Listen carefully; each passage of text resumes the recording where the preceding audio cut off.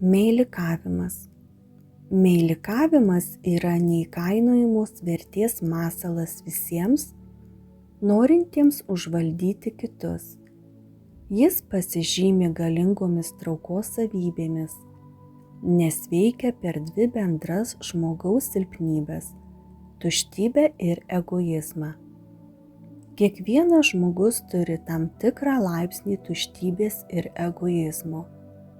Kai kurių šios savybės yra tokios ryškios, kad jos tiesiog pasitarnauja kaip virvė, kurią galima tokius žmones susaistyti.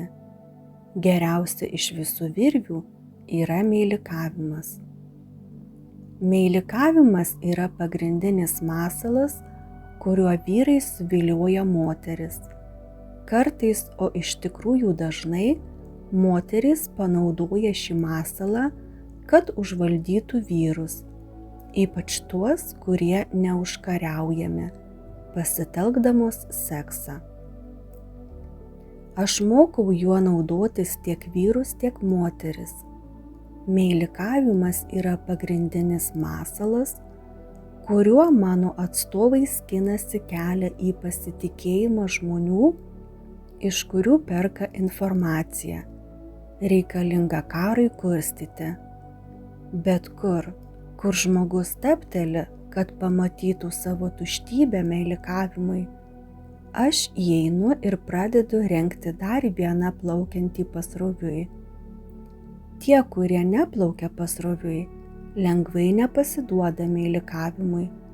Aš skatinu žmones meilikauti, plėtojant santykius, kur tik įmanoma, nes tie, kuriuos tai paveikia, tampa lengvomis plaukimų pasroviui įpročio aukomis. Nesėkmė. Viena veiksmingiausių priemonių yra nesėkmė. Dauguma žmonių pradeda plaukti pasroviui, kai tik susiduria su priešininku. Ir ne vienas iš 10 000 nesistengia vėl pabandyti po 2 ar 3 nesėkmių.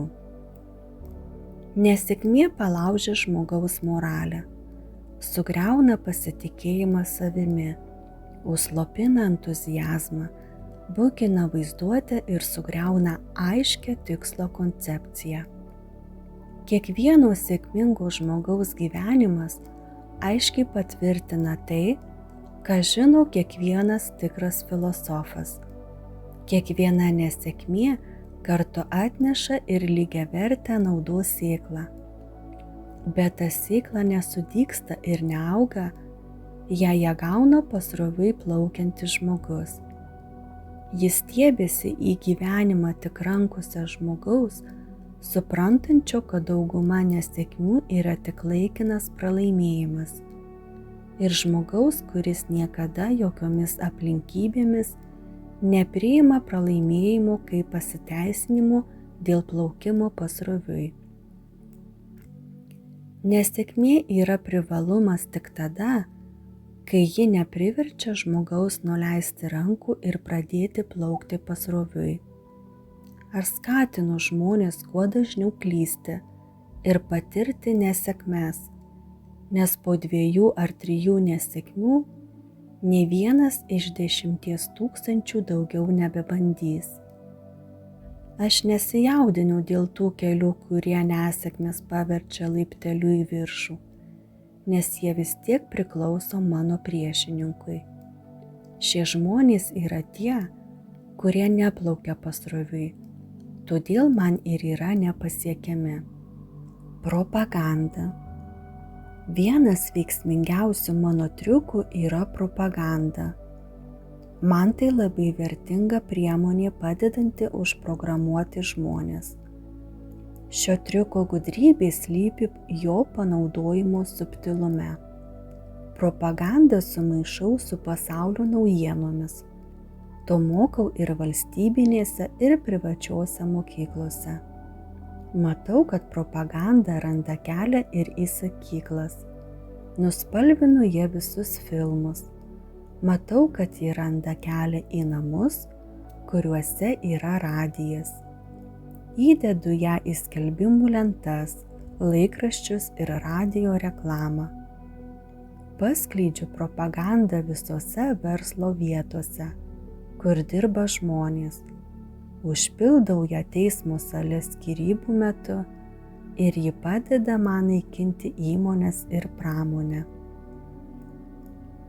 Tai mano pagrindinė priemonė, skatinanti bankų griūtis. Mano propagandistai aprėpia pasaulį taip kruopščiai, kad aš galiu sukelti ligų epidemijas, paleisti karius ir įstumti verslą į panikos liūną. Propaganda tai priemonė, planas ar metodas, kuriuo žmonėms gali būti daroma įtaka, kai jie net nežino, kad tai vyksta, ar gali nežinoti įtakos šaltinio. Propaganda taikoma versle, kad sumažintų konkurenciją. Darbdaviai ją naudoja, kad įgytų pranašumą prieš darbuotojus.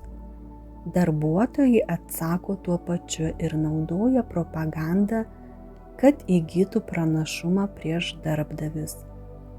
Tiesą sakant, jis skleidžiama taip visuotinai ir tokiu sklandžiu, gražiu ir supaprastintu būdu, kad atrodo visiškai nekenksminga, net kai ją identifikuoja.